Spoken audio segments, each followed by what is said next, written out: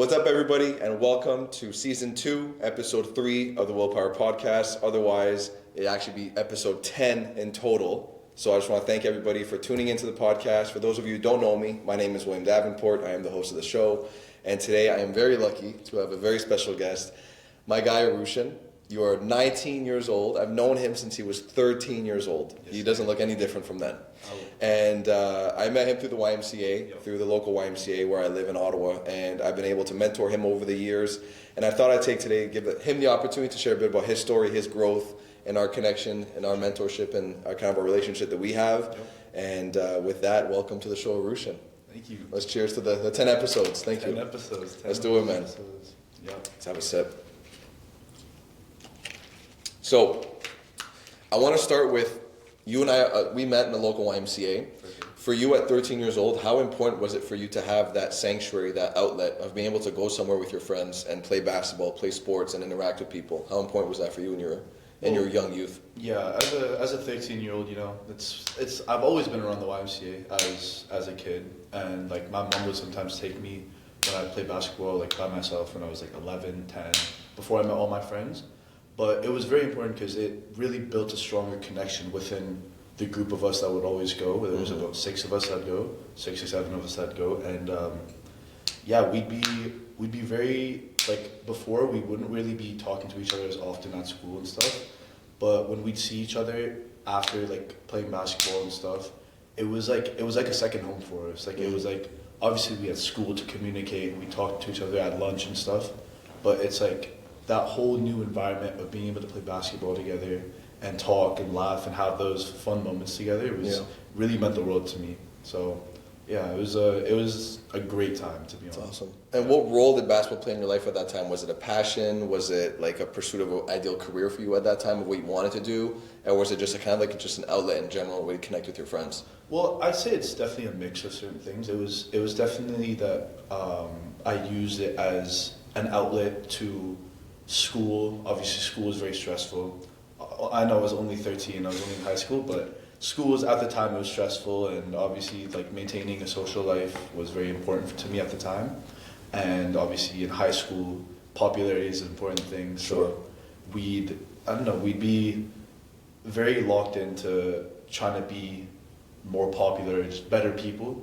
And us growing together as, whether it was basketball, just as people together, it really did mean the world. Like, for example, like when you would mentor us, like obviously, like I guess I was a primary target, you could say, but for example, Brendan was another person that you'd coached and you mentored. But yeah, seeing us grow together, that really meant a lot, and it was definitely a way for me to stop thinking about all my problems and stop thinking about all my stresses, just lacing up. Even if I wasn't the greatest basketball player, I still was obviously like, I'd use it as an outlet to just, relax. And taking so much away from it, not letting it be like, okay, this is not going to be my career and I'm bummed out about it, but like I can still have fun with it and take. Exactly. So you mentioned a bit about me mentoring you, mentoring Brennan and some others of your friends. For you, what would you say, looking back at it, what were some lessons you took away from being in that environment of whether it be my Willpower Youth Nights or just me coaching you in general? What were some lessons you took away back then? Well, I'd say for sure a very big one is that you were able to make me be able to take criticism a lot better. As when I was younger, like criticism, it was always like, if someone would tell me something, I would be, I'd be like, damn, like they're just hating on me to hate on me, like whatever. But as you mentored me and as you coached me throughout the years, I started realizing that like, okay, obviously like with you, it was out of love, you know what I'm saying? Yeah. It wasn't like, okay, like you're just hating on me to hate on me. So it definitely made me be able to take criticism a lot better. And even as the man I am now, I can take criticism very, very well.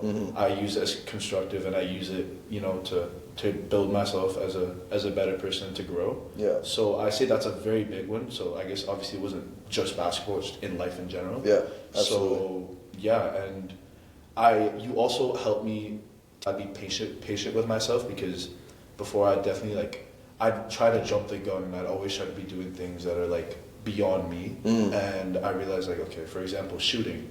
I wasn't the best shooter before, but I'd just be trying to take step back threes, I'd be sidestepping, airballing everything, hitting the top of the backboard. But yeah, then you taught me how to like shoot properly, and I was like, okay, there's steps to this. It's not. Yes. I can't just go straight step back three into every shot that I take. You Yeah. know what I'm saying? So that was definitely a very big part of it, and it helped me realize that there's steps to everything in life. It's not just you can't just go from one like being really bad at one thing to being very good at it the next second. You know what I'm saying? Yeah. So yeah, it definitely helped me understand that there's a process to everything. So. What advice would you give to that 13-year-old that's going into the YMCA or going to their local gym, and there's an older guy trying to help them out and coach them, but they're really having a hard time taking that criticism and letting it almost make them feel like it's personal, like a personal attack? Because there were times with Arushan where, I mean, he would drive me nuts. And I've been hard on a lot of kids, a lot of young men especially that I've worked with over the years, but you were one particular one that I knew I had to give you tough love. Yeah, for sure. Because that was the type of drive that you had, that you needed that kick in the butt, right? Because you were somewhat lazy and you were rushing things and you weren't quite listening initially, but then it worked itself up into that, right? Sure. So you're not someone that took it personal necessarily always right away with me, because it came as a message from me. And I think subconsciously or consciously, you looked up to me when we were at the YMCA, 100%. and it was somewhat natural and normal for you to look up to me and take that criticism and run with it. For sure. Whereas if it came from a teacher or a parent, you're like, oh, I don't want to hear this, get out of here, right? Exactly. So what advice would you give to that 13-year-old, for example, that has that local, community leader, or just people in general in their life, they're having a hard time dealing with that criticism? Well, I would just tell myself to breathe, obviously. Like, I need to stop. I would tell myself to stop, like, jumping to conclusions so quickly. Yeah. And just, taking everything, like, I have to take things properly, you know what I'm saying? I can't just listen to something and it goes in one ear and out the other.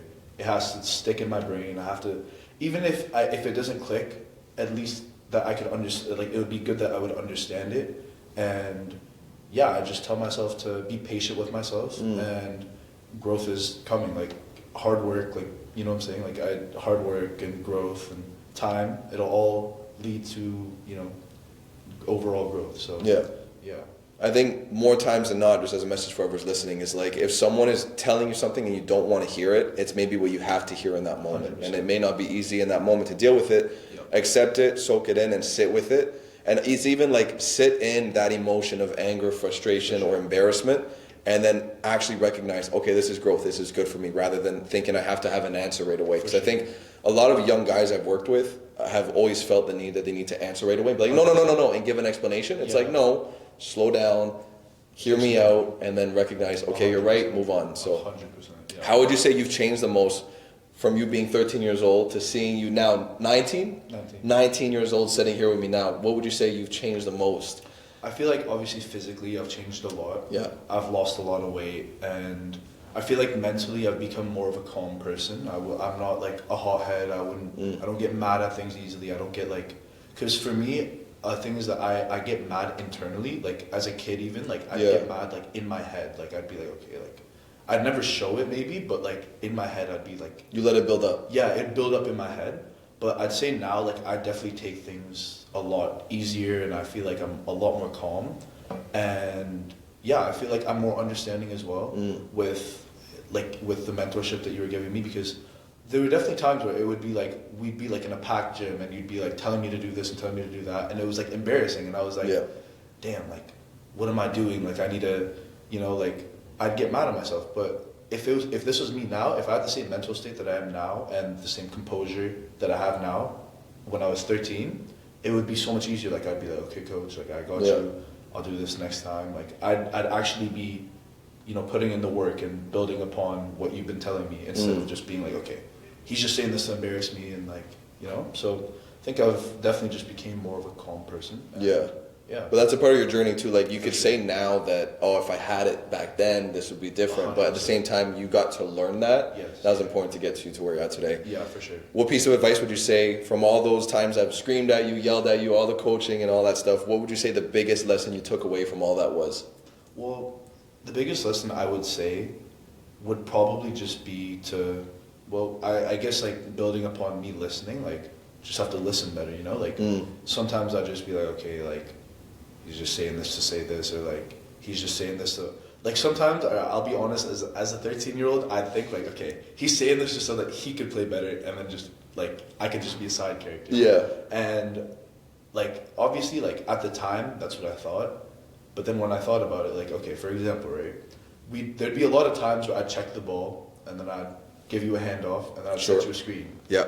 And there were so many occasions where I could have just cut to the basket, wide open layup, but I was like, no, let me sit out there, let me try to shoot a three, missing all my threes.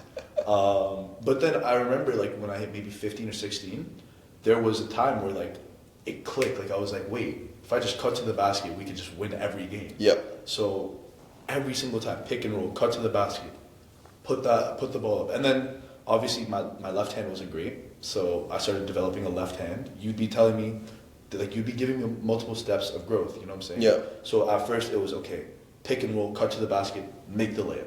Then you were like, okay, you have a left hand, use the left hand. Yeah. So then we started developing my left hand. And as time went on, there was steps to that development. And now, obviously, I can do a pick and roll, cut to the basket, hit a layup with my left hand. So, like, that's definitely an example, but you could use that in so many different perspectives in life. Give me an example of one that you would say that it actually did have an impact on your life. Okay, let's say, for example, I remember grade 11 physics, I was really bad at physics. Yeah. And I remember my teacher would be trying to help me. She was very nice, and she was like, she'd just be trying to help me throughout the entire year. And I remember, like, before my final exam, like, I was just be like, oh, she's just saying this just to, like, you know, like, to piss me off. Yeah. But then I realized, like, okay, like, if I take everything, like, with what she said and really absorb the information like a sponge, like, Yeah.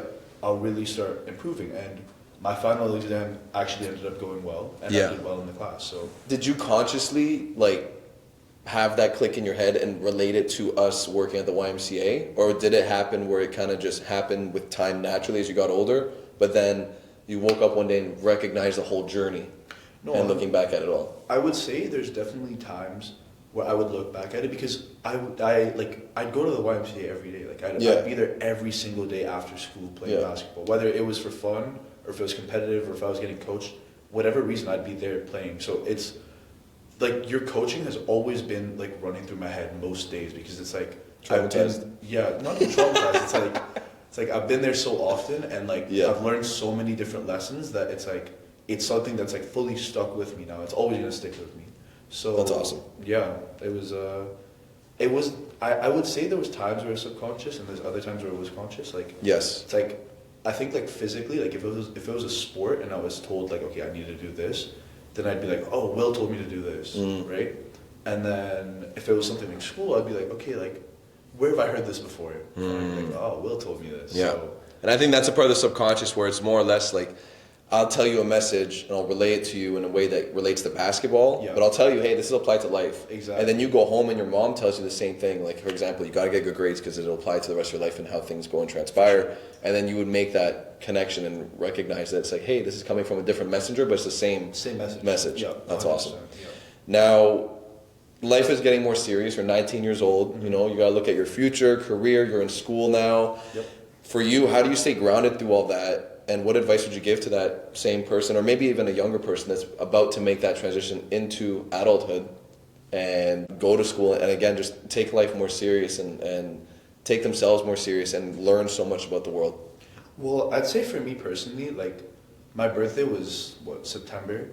So as I've hit September, like, when I turned 19, everyone says that, oh, it's not really a big difference, but I've, like, for me personally, it's felt like a very big jump. Like, I feel myself getting older. Like, I feel like, okay, like, I have certain responsibilities that I have to do that I wouldn't have to if I was 18 or, like, 17.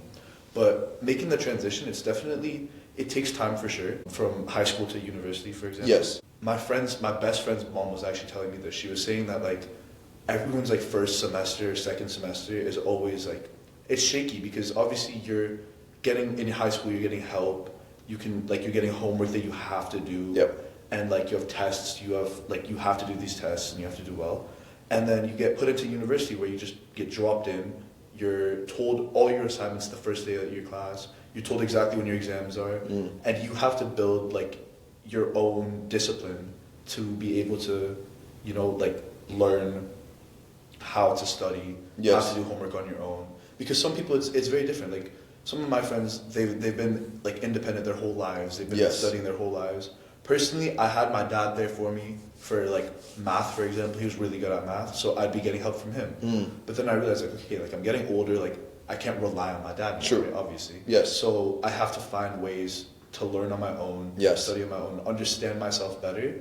So I realized for sure for second semester, I definitely learned myself a lot better than first semester. My first semester didn't go too well, but then second semester came along and I was like, okay, I understand myself, I understand what I need to do, and you just have to apply that, you know? You have to apply the information that you know about yourself and apply the information that you're learning from school and combine, and then you do well. That's just how it is. So. No, for sure. I think it's to speak to what you're saying, it's like accountability, but learning that through independence, 100%. Right? So through being independent, you're holding yourself accountable. You're not relying on your dad. You're not going to high school where it's like if you fail a class, your parents get called. Yeah. Someone gets contacted to support you. And university, you fail. Yeah. You paid to be here. It's on you to show results. So it gets ready for the real life and the real world with jobs, right? 100%. I had an interesting conversation with Edward, who was my second guest. Shout out to Edward. And he went into his schooling, and you mentioned the first semester was a struggle, and I hear that so often with a lot of the students, the young men and young girls I work with that make that transition from high school to university. They really struggle initially.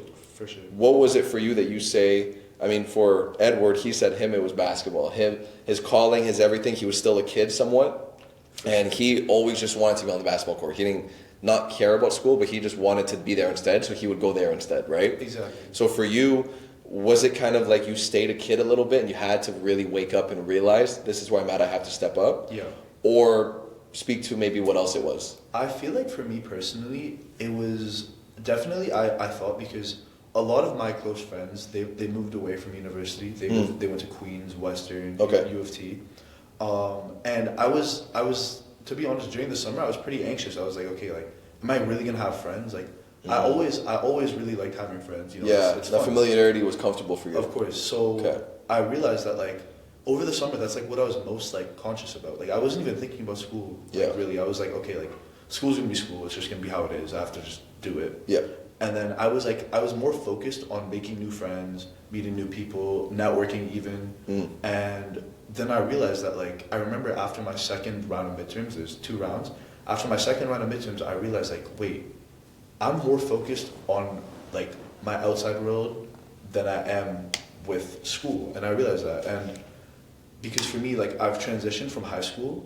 I used to play basketball a lot. I still play it, but now it's more soccer. Soccer is like a main sport for me now, and I feel like I've been like same thing with Edward, where he was always wanting to be on the basketball court. Yeah. I always wanted to be on the field. Like I'd do anything to play on the field. Yeah. So, instead of staying in this classroom with however many kids, like listen to a teacher that's very monotone, long lessons. Exactly. So for you, what would you say is like what grounded you to be like, hey, it's maybe not what I want to do, but it's what I have to do, and then it'll allow me to enjoy the rest afterwards. How did you get to that space mentally to be mature enough to recognize I gotta be here, I'm gonna make the most of it, and understand that I paid to be here? That's another big thing is that I paid to be here. You know, like, yes. It's not just school where you're just going. You know, you pay for every single course. There's every little thing you have to pay for. It's definitely a very like it hits your head. It's like, oh, like I really have to pay for this. So yeah, and it's not like oh, it's like $20. It's thousands of dollars. So that's definitely a main thing. But it's also that like I realized for me like when it really hit is I was like when I told you about the second semester. Yes. Or sorry, second round of midterms. I started realizing I was like, okay, I need to focus up. So what I started doing was I went to every single one of my like the bright spaces or like the classrooms, and I'd write down every single like assignment when it's due, exactly like the time. Yeah. And then I'd put brackets. I'd put like, okay, like I should spend from this time to this time working on this. Then I transition to another thing. Yeah. And I feel like staying organized is a very key part of it because it's super easy to get overwhelmed by everything. Like 2 weeks ago, I had 4 midterms and 5 assignments in like a week and a half span. Yeah. Which is like, it's obviously super overwhelming, but as you stay more organized and if you're on top of the ball, like it's not that hard. It's like, it's very manageable. Yeah. So, especially if you're someone that's in a program that you actually enjoy for sure what you're learning about and the concepts and everything, right? 100%, yeah. Now you're 19 years old. Do you think it's harder for people to seek out and find mentorship? Or do you think a lot of it has to do with being 19 years old, either it could be maturity or it could be them not being open-minded enough to, for example, earlier we mentioned having a hard time receiving that feedback. For sure. In regards to just the topic of mentorship, do you think a lot of people are seeking it out but they can't find it? Or do you think it's more about the younger generation kind of really having a hard time taking that criticism, as we talk about, more that constructive feedback, that constructive criticism? I feel like it's a little bit of both, to be honest. Like with my generation, I'd say it's definitely that like some people are very open-minded about their issues and that they need mentorship and they seek it. But some people, it's like, I have friends that are like, that I know like would appreciate some mentorship, but like they're too like stubborn to just be like, okay, I need this, like I need to face the facts, I need this, and it would just help me in the future. But like some people, it's like, I also know people that are like, okay, I need help. Yeah. I'm gonna go to, for example, like discussion groups that like for school, like schooling wise, discussion groups is a very big thing because most classes, it's like your discussion groups are just, it's literally just like homework help basically. Yeah. So a lot of people are like, okay, like I don't need to go to this, like I'm completely fine. And I'll be honest, I'm guilty of that too. Like there are times where I would be like, okay, like I need to go, but like, nah, like I'll be good. Yeah. Right? But then you start realizing as time goes on, it's like, okay, like maybe I should actually like, if there's other people in this class, I'm not the only one struggling, you know? So it's like, you realize that, okay, if I'm not alone and there's other people that need help too. So you have to just go and face your fears and just go in. And you think it's going to be bad, but it always helps at the end of the day. Regardless, most of the time, it will always help you. Like, it's not like, oh, they're just going in there to give you bad criticism and just make you leave. No, absolutely. I think even to speak to that, like I think it's a lot of it, not even just your generation, but just people when we were younger and when I was younger as well. Like I think my issues, my insecurities were very amplified, and I thought, oh, I'm not doing good in school. I'm an idiot. I'm the only person that's having a hard time with this. When in reality, like you mentioned, these discussion groups, these people, your peers that you can go to and talk to them, or even older people, like there's so much you can learn from their experiences or their current struggles, and you realize I'm human too. Yeah. And my issues, they're very relatable to so many others. For sure. That everybody goes through their ups and downs in life in general. So I think for any young person listening, if you're having a hard time with school or having a hard time with really anything in general, someone else has experienced that exact same thing. You're not, anything worse than anybody else just because you're struggling with it, because everybody's gone through it. Like, for example, like I talked to Will about so many issues that I've had because you have obviously more life experience than I do. And that's just a simple fact. And whether the advice helps or not, it's there. He has a window. So yeah, it's definitely like having people that are older, like even your parents or like brothers, sisters, like anyone that's older than you that has more life experience. I find it's a lot easier to take advice from them because you can't just deny the fact that they haven't gone through this because they have, right? So that's why it's so easy to listen to your parents because it's like they've gone through similar things that you have. Maybe they might not be the exact same, but they've been very similar. And same for when I talk to you about things. It's like, okay, like you've gone through similar things that I have, and like that's just how it is. So, yeah. Now you've mentioned you call me sometimes and call me about your problems and all that stuff. Yeah. For you, when you look at our relationship, how has it changed from when you were 13, when you were younger, teenage years, when you were in high school, going to the YMCA, and I'm yelling at you every day, to how it is today? How would you say our relationship has adjusted and changed over the years? Well, I'd say for sure that like when I was younger, obviously like 13, it's like I didn't know you, right? It's just like, oh, it's this guy that basically runs the entire gym. So I was like, okay, like this guy's just a hooper, like that's sick. But then like as I realized, as you started mentoring me and as I started maturing, understanding what you were trying to tell me and giving me tough love, I was like, okay, this is like, it's like coaching, but it's also like a brotherhood at the same time. You know what I'm saying? Like it felt like a second older brother to me. So it's like, yeah, no, it definitely meant a lot. And it's, I'd say you're still a mentor, but like it's just like an older brother type of mentor. Yeah. So yeah, it definitely does mean a lot. Was there a time you think recently where you and I had a conversation and you didn't agree with me in the moment, but then you sat with it and you realized later on, okay, he was right? Can you think of something recently that the time we talked, or do you think that was more relatable to your youth when you were having a hard time processing a lot of the things I was trying to give you and tell you? I feel like it's definitely a lot more in my youth because every time I talk to you about anything, it's like, regardless of if I take the information like well or not, or what you're telling me like well or not, I still like, I'll wait there and sit there with my thoughts and I'll be like, okay, this is what Will was trying to tell me. And like, maybe this might not help, maybe it will help. Yeah. And I just have to sit there with my thoughts and think about it. And I'm like, okay, this is what Will was trying to tell me. And most of the time I do take the information 100%, or like take the advice. And I just have to take, I feel like it's definitely like when I was younger. Yes. It was a lot harder because I was very stubborn. It felt like an attack almost. Yeah, it felt like an attack. It didn't even feel like advice anymore. I was like, he's just attacking me. So like it was definitely, it took some time to mature and grow from that. But I think we've made it a very long way, and I feel like I'm taking your advice all the time pretty well. So yeah. If you had to describe what willpower means to you personally, looking back at the journey of the YMCA through my youth programs, through the times that we played together and I would talk to you and coach you, what would you say it means to you personally?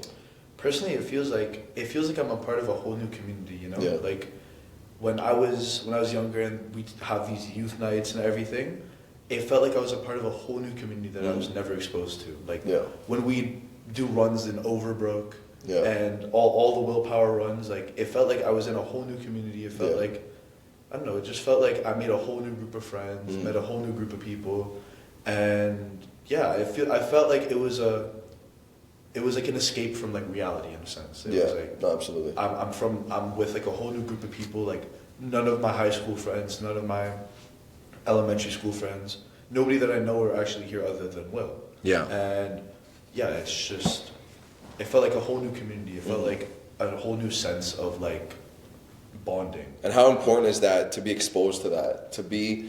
It's almost like the way I looked at it is a lot of the players I work with, they're all cut from the same cloth over time. Because eventually they start taking away some of the things that I teach them. Yeah. And you've mentioned you take a lot of the lessons that I give you and make it a part of your own and your own lifestyle. For sure. And then in this community that we work with the Willpower Youth Night and everything, a lot of them come from that same umbrella of my coaching, my mentorship.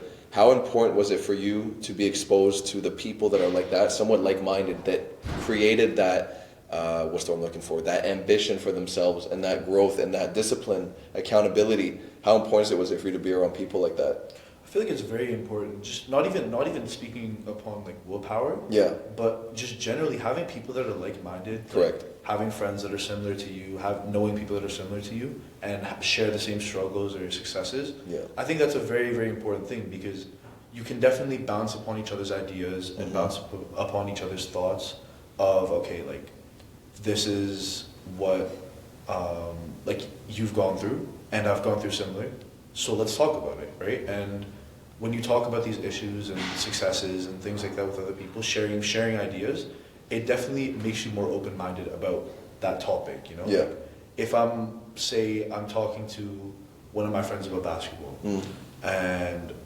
say we both can't shoot, okay, we'll use that as an example, right? I tell my friend, like, okay, like I know how to do this, but I can't get my legs right. Right? Like I can't jump properly. Maybe he might be like, okay, like I can jump, but I can't, like I like my legs are good, but like my form is completely off. So teaching each other similar, you know, you're like learning, okay, I'm teaching him how to shoot properly. I want to interrupt you right here because that's so interesting. This is a concept I teach all the time with the players I work with, is there's the 4 steps to learning something, right? So step 1, I'll put a little visual right here, is you don't know what you don't know, and you need someone to inform you, to make you aware of it. 100%. Step 2 is I go through the process of teaching you, you're being accountable and you're listening, and you're starting to learn it yourself and actually doing it. Step 3 is I'm no longer needing to be in the room with you, and you can start doing it on your own and practicing on your own. And then step 4 is you go and circle it all the way around and you teach someone else. Exactly. Right? So that's interesting how you say that. It's super cool how you look at it. Yeah, of course. It's like with the shooting thing, this is a real thing that happened. Like Will would have informed me, like, okay, like you need to use your legs more, you gotta start, like, no thumb flick. We had the coin thing. I'd put a coin between my thumb and finger, so I would thumb flick. And then I'd learn that, and then I'd start applying it on my own. I'm like, okay, like I can practice on my own, and then you teach someone else. You just the cycle just keeps going. That's awesome. And that's how you just grow as a community. You know? Now I want to transition. I want to talk about the NBA a little bit, right? When I was your age and when I was growing up watching basketball, it was basketball first, right? In the sense of before the game, the pregame show would talk about the game, what's to come, expectations, who's playing well, who's not playing well. Then you get the hot takes, the Stephen A. Smith, the Kendrick Perkins, all these guys. Now, the way I was influenced with basketball was very for the love of the game. For sure. For you growing up, we're talking about the last 6 years that they introduced gambling into the sport of basketball. And the pregame show, the halftime show, during the game, it's all about the money line. It's all about the over-under, the parlays. So I want to know your perspective. Like, you didn't grow up in the time that I did with watching basketball necessarily for the love of it. It's really been pushed as the business of basketball. 100%. So let's start with just how you consume the game. How old were you when you first were exposed to the gambling advertisements and having that somewhat pushed onto you through watching games, through scrolling on your phone and all that stuff? I'd say probably 15 or 14. Okay. I'd say I was first exposed to it. Yeah.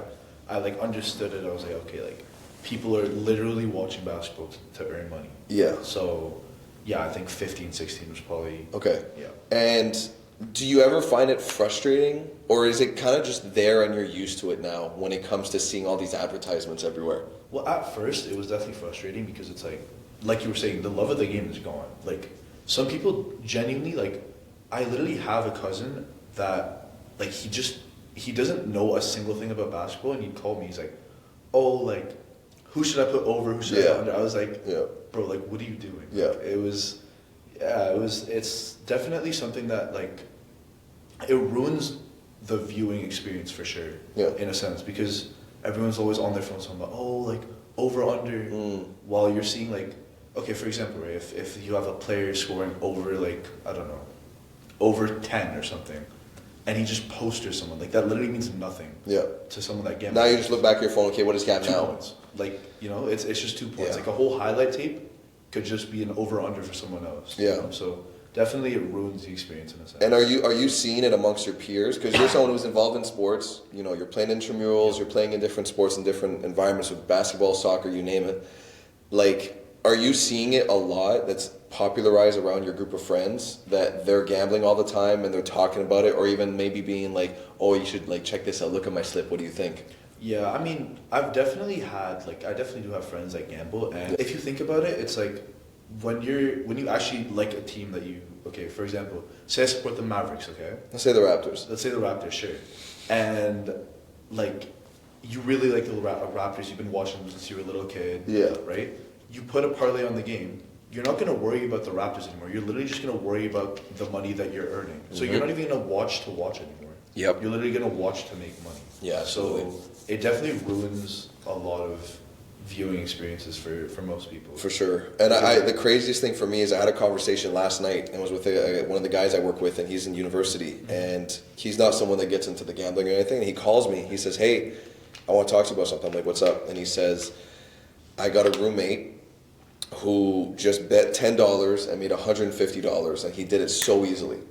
And I am wanting to talk to you about it because I know how, I used to, do a bit of gambling and get involved in it, and never got to a point where it was a problem necessarily, sure. but it was just something that I would do. Then I started to realize I'm just a part of this system now, and I don't want to be engaged in it whatsoever. So anyways, he called me, he wants to ask me for my advice and kind of my thoughts on it. And I said, okay, he won that $150. Go look at his account on DraftKings or whatever he uses, and look at how much he's made overall. Yeah, exactly. And then the guy was down $800. Exactly. And then that made his roommate realize, oh, I just threw away $800, and I didn't even realize because I'm so used to being involved in this little $10 here, $10 there. But that adds up over time. 100%. And as a university student, you're ruining your life. Yeah, exactly. You can ruin your life. It's insane to see that. And there's people that I know that genuinely, I've seen people go into their saving accounts that they have for university and just start gambling off of that. That is insane. And you're 19 years old being exposed to this, and it's crazy to think about that you've been seeing this since you're 15, right? Because I was an adult already when it got not legalized, but it got legalized in the sense that it became so commercialized and mainstream to do it all over the place and all over social media. For sure. Let's transition back. I want to talk about, what motivates you now as a 19-year-old. When you were younger in your teenage years, you kind of had external factors motivating you. Our relationship has obviously changed, or you call me for advice more than anything. So for you now, going into your ambitions, going into school, what motivates you now? Well, personally, like I was saying, as I hit 19, it felt like a bigger jump, Yeah. right, from every other year. Yeah. But I feel like, especially this year, not even my birthday, just starting my second year of university in accounting, and thinking that like, okay, we're starting to really get there. Like, in like maybe like the latest like 5 years, I'm gonna be working a job. Hopefully, like ideally, It'll happen. working a job. Yeah, exactly. Working a job at like an accounting firm. Sure. Getting my CPA. So it's definitely like the realities are starting to hit me very quickly. I have to start realizing that it's really like life is really getting real now. Like I'm gonna have taxes to do. Yep. Gonna have jobs to work. I'm gonna have at some point I'm gonna have a family to feed. Right. So I feel like I've definitely hit that realization, and that I have to lock in. Like I have there's no beating around the bush. Like I just have to work on myself. Yeah. I have to do well in school. I have to get a job. That's just how it is. So I realize that there's no really going around it. Like having fun with friends, like hanging out with friends, it's like it's cool. Like Sure. But In moderation. in moderation, exactly. Everything has a limit. So yeah, like I've definitely realized that I'm really starting to grow up, and life is getting real. So That's I realize awesome. that that's definitely something that I have to really think about now, Yeah. especially as a second year student, halfway done. Yep. So yeah, it's definitely something I have to think about. When you think about your younger self, what do you wish you could tell him? Young 13-year-old Arushan that walked in that YMCA for the first time and had to deal with me screaming at him. What do you wish you now today could tell him back then? I definitely think that as a 13-year-old, like walking into that gym was very intimidating. Obviously, as a little chubby 13-year-old kid, chubby 13-year-old kid walking into a gym of grown men, just like backing each other down, fadeaway threes, like the craziest things I've seen in my entire life. It was definitely very intimidating. But Yeah. like I was saying before, everything takes time. Yeah. Growth takes time. So just take it easy on yourself. Like I remember when I was 13, I was literally thinking to myself, like, where am I gonna go for uni? What am I gonna do for uni? Like I was stressing like super hard, but I had 4 whole years Yeah. to wait and like realize, okay, I have 4 years to know where I want to go. And even if you don't know where you want to go, that's okay. Everyone has a point in their life where they just realize, okay, I don't know what I want to do. Even like, And I'll be honest with you, I still don't know what I'm doing now. Exactly. I'm just, I'm doing the podcast. I'm enjoying doing it. I mentioned at the beginning when I started it, my goal was 10 episodes. Yeah.